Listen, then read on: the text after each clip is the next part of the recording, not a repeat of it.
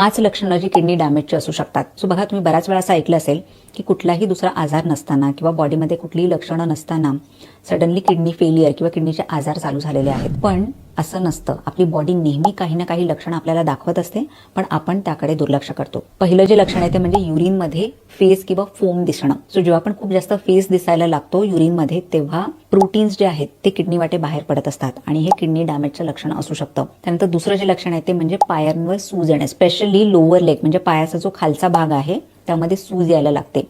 ते सुद्धा लक्षण आहे किडनी डॅमेजचं. तिसरं जे लक्षण आहे ते म्हणजे युरिन फ्रिक्वेन्सी. तुमची युरिनची फ्रिक्वेन्सी वाढली असेल किंवा युरिनची फ्रिक्वेन्सी कमी झाली असेल, म्हणजे तुम्ही जास्त वेळा लघवीला जात असाल, कमी वेळा लघवीला जात असाल, तर ते सुद्धा लक्षण असू शकतं किडनीच्या आजारांचं. पुढचं जे लक्षण आहे ते म्हणजे पाठीमध्ये दुखणं, स्पेशली लोअर बॅक आहे त्यामध्ये जर तुम्हाला खूप जास्त प्रमाणात दुखत असेल किंवा कंटिन्यू लोअर बॅकमध्ये पेन होत असेल, तर किडनी स्टोन्स किंवा किडनीचे दुसरे आजारही तुम्हाला असू शकतात. त्यानंतर पुढचं जे लक्षण आहे ते म्हणजे स्किन रिलेटेड. तुम्हाला ड्राय स्किनचा सडनली प्रॉब्लेम चालू झाला असेल किंवा स्किनमध्ये खूप जास्त प्रमाणात खाज येत असेल, तर ते सुद्धा असू शकतं किडनीच्या आजारांमुळे. तुमच्या शरीरामध्ये अशी काहीही लक्षणं दिसत असतील तर तुम्ही तुमच्या डॉक्टरला भेटून चेकअप करून घेऊ शकता. सो हा व्हिडिओ जो आहे तो सर्वांसोबत नक्की शेअर करा.